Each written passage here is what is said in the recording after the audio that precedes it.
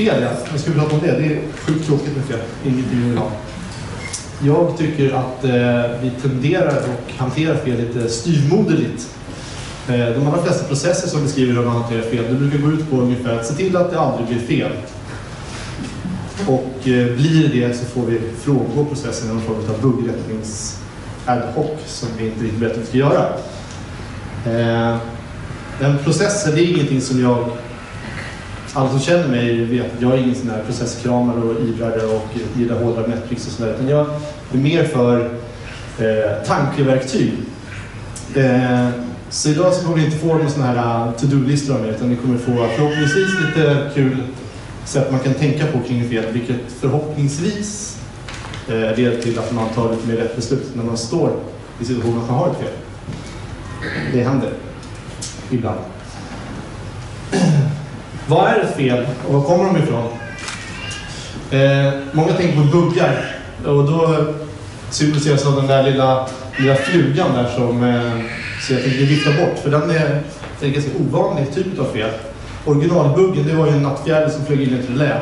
Det har ingenting med mjukvara att göra. Ingen som kunde programmera annorlunda för att det skulle kunna hända. De riktiga felen som jag ser mest av, det är ju fel som vi har gjort själva. När vi tänkte göra andra saker, när vi tänkte göra rätt, så att säga. Så det är så här, fel och rätt, det är samma sak. Det är bara liksom programvara från tangentbordet. Och när vi förstår det, då kan vi liksom hantera dem på samma sätt också, vilket är ganska bekvämt. Vi behöver ingen separat process för att hantera fel. Jag ser lite på fel så här. För er som inte tycker att den här bilden är glasklar, så finns en nolla där i botten. Och så är en grön pil uppåt, så det är rätt saker man kan göra. Och så finns det en grön pil neråt. Och det är sånt fel som man har gjort av misstag. Den översta röda filen, den har jag för att tacka Måns för att han har hjälpt mig med den fel som heter typ brister. Och det är egentligen inte fel, utan det är sånt där våra funktioner, de funkar inte så bra som vi hade tänkt att de skulle göra, men det är liksom inget fel på dem. Vi skulle önska att de vore bättre. Och brister, det är helt okej att gå live med dem. Fel, not so much, om det inte finns tillräckligt mycket uppsida i form av funktionalitet. När man releasar saker och ting, då kan man få med både bra och dåliga saker. Så att så många processer försöker ägna sig åt att förhindra förändring i syfte att minska fel, det är helt befängt. För ingenting kan bli bättre om man inte förändrar. Saker och ting kan faktiskt bli sämre om man inte förändrar. För det finns ju saker som så att säga inte är fel idag men blir fel imorgon. Om till exempel någon lagstiftare bestämmer att det är olagligt att göra som det gör idag imorgon. Då måste vi ändra vårt system. Så stoppa inte ändringar. Det kan inte hända bra saker om man inte ändrar. När fel finns i system en tid, om man ligger på en tidsaxel där, så ser vi så här nere så har vi ett ganska stort fel och sen så har vi ett lite mindre fel som ligger kvar lite längre tid och så har vi en massa bra saker som har hänt också som vi vill ska vara där. De här sakerna, så att säga, amplituden gånger tiden, det blir en yta. Och den här tycker jag är ganska intressant. Jag brukar kalla det för felyta.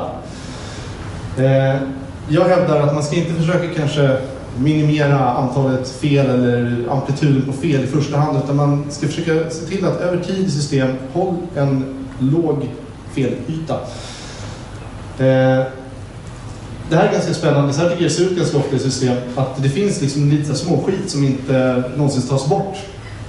Jag brukar kalla det för trygghetsfel. Det brukar ligga kvar därför att vi inte vågar ta bort det. Vi är liksom helt enkelt rädda för att om vi stoppar in någonting nytt så blir det ännu värre. Så att vi låter det vara. Och tiden på ett fel, det kan man liksom dela upp i när uppstår felet, när upptäcker vi det och när lagar vi det och när har vi fått ut i produktion. Det är den totala felytan vi har på felet.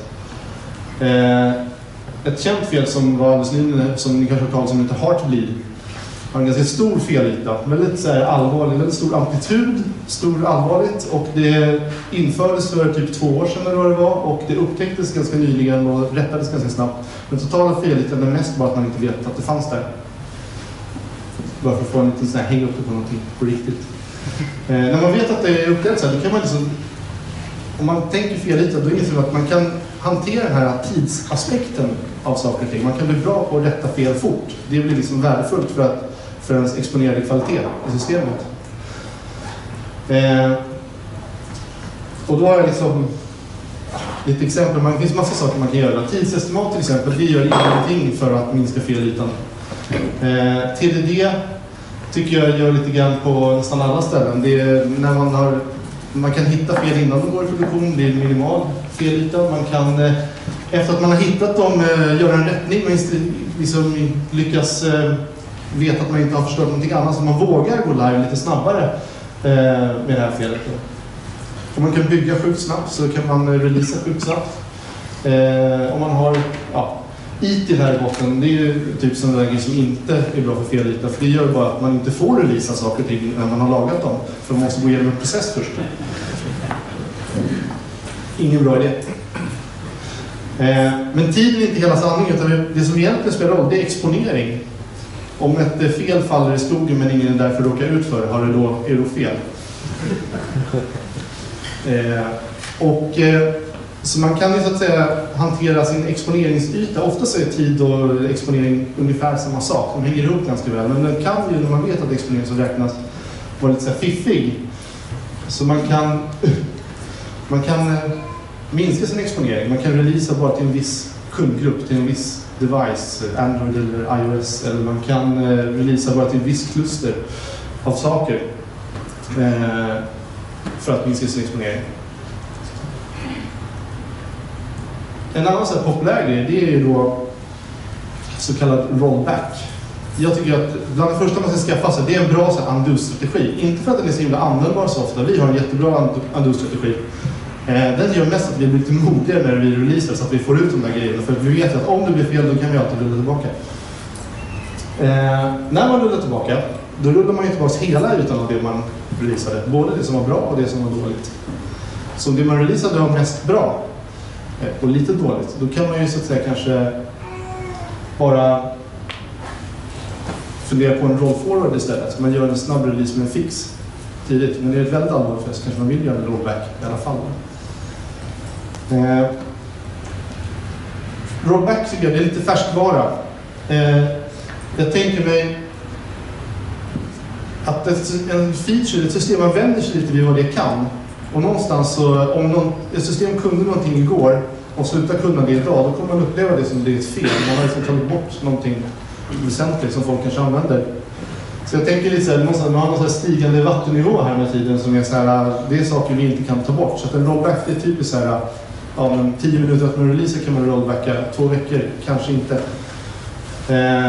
Det finns också någon form av så här molntäcke där. Det tänker jag, det är lite så här, så långt vi kan se. Och det är ungefär där någonstans nederbörden här som bristerna finns. Bara vi vet att vi skulle vilja att det funkade så här eller så här.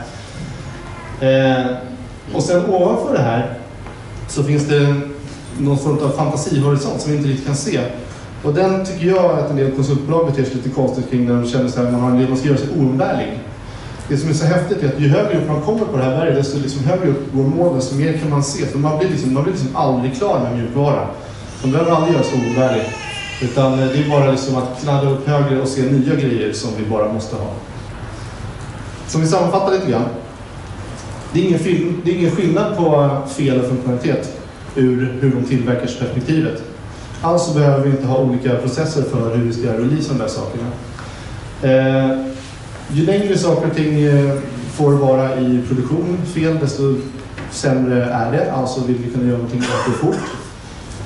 Vi kan labba med vår exponering. Och en egenskap av fel som man kanske inte tänker på, som gör att rollback kanske inte alltid är så lätt, det är att när vi utvecklar vårt system framåt så är det svårt att backa från en punkt när våra användare har vant sig vid hur det fungerar, så att säga. Eller våra konkurrenter har höjt ribban för vad vi måste klara av i branschen. Så, det var det jag tänkte säga om det.